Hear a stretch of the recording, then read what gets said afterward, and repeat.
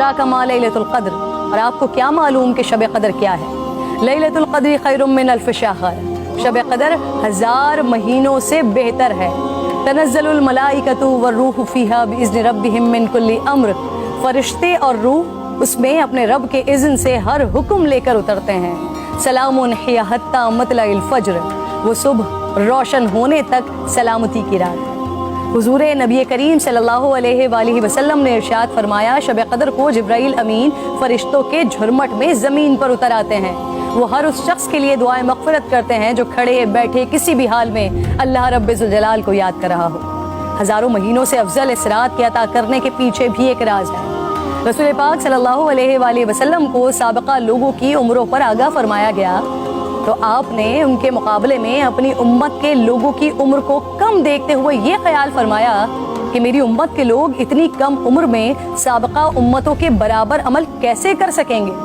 बस आप सल्लल्लाहु अलैहि वसल्लम को लैलतुल क़द्र अता फरमा दी, जो 1000 महीनों से अफजल रात है। लेकिन वो रात कौन सी है, इस अजीम रात को कहाँ तलाश किया जाए, इस पर रिसालत माब सल्लल्लाहु अलैहि वसल्लम ने फरमाया, लैलतुल क़द्र को रमज़ान के आखिरी अशरे की ताक रातों में तलाश करो। इस रात के मख्फी रखने में भी हिकमतें हैं नाज़रीन।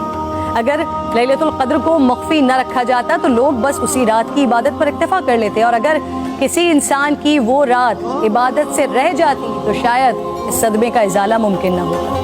एक वजह यह भी बताई जाती है कि अल्लाह ताला को बंदों का रात के औकात में जागना बेहद महबूब है।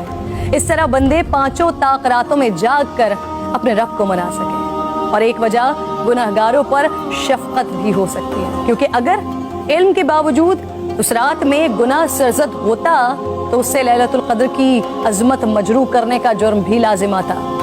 आप सल्लल्लाहु अलैहि वसल्लम ने फरमाया, जिस शख्स ने शब क़द्र में अजर व सवाब की उम्मीद से इबादत की, उसके साबिक़ा गुनाह माफ़ कर दिया जाता है। मेरी बात नाज़रीन बहुत तवील हो रही है, मैं बस आखिर में आज की रात तमाम मुसलमानों को हज़रत बहलूल दाना का एक वाक़या सुनाना चाहती हूँ, जिसके बाद शायद कहने को फिर कुछ नहीं रह जाता। एक दिन बहलूल बाज़ार में बैठे थे।